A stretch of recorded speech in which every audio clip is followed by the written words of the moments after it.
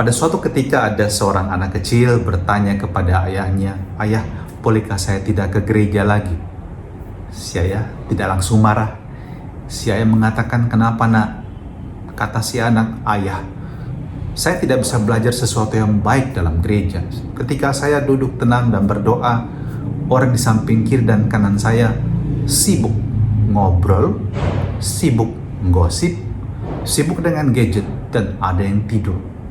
Lalu apa yang saya bisa pelajari dari situ? Malah ayah saya melihat juga orang makan dalam gereja dan plastiknya serta tisunya diletakkan di situ di bangku gereja. Orang tidak memiliki respek, hormat pada rumah Tuhan sekarang ini. Untuk apa saya ke gereja, ayah?" Si ayah mengatakan, "Oke nak, tapi sebelum kamu putuskan, bolehkah kita lakukan bersama satu hal ini?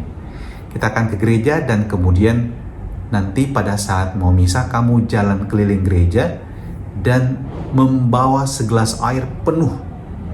Dan kemudian usahakan tidak ada air yang tumpah dari gelas tersebut. Dan kalau itu terjadi, kamu boleh melakukan apa yang kamu kehendaki." Dan demikianlah, si ayah pergi dengan anaknya ke gereja dan anaknya berjalan keliling gereja dengan membawa segelas air penuh.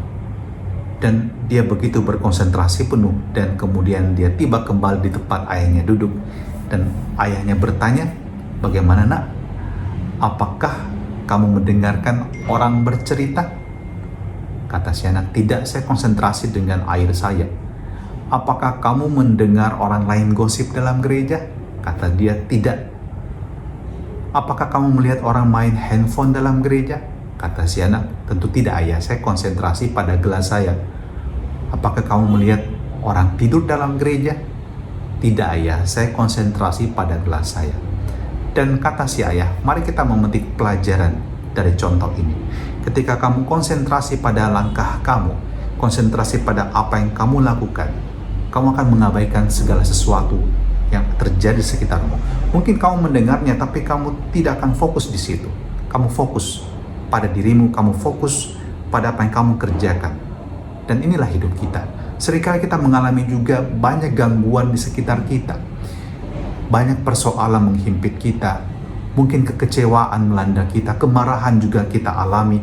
Tetapi kalau kita berani fokus pada apa yang kita pegang dalam hidup ini, prinsip-prinsip kehidupan dan moral yang baik, maka kita ibarat rumah yang didirikan di atas batu.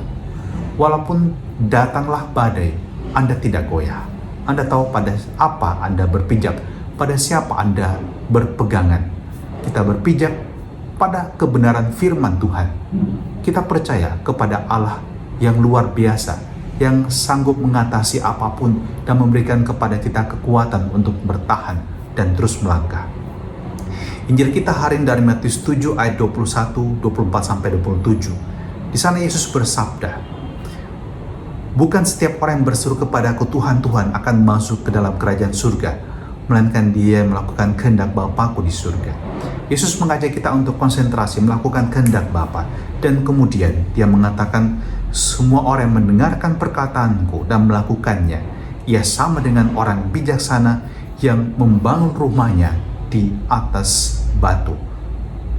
Dan ketika terjadi angin dan hujan, rumah itu tidaklah roboh." Nah, semoga hidup kita pun seperti rumah yang didirikan di atas batu tersebut. Semoga kita tidak mudah goyah, meskipun di sekitar kita begitu banyak hal yang menghimpit kita. Dan mari kita mohon berkat Tuhan. Untuk hari ini semoga Tuhan memberkati kita semua, agar kita juga tetap teguh berdiri dan melangkah di dalam kasih dan kebenaran Tuhan, dan tidak mudah menyerah. Dalam nama Bapa dan Putra dan Roh Kudus. Amin.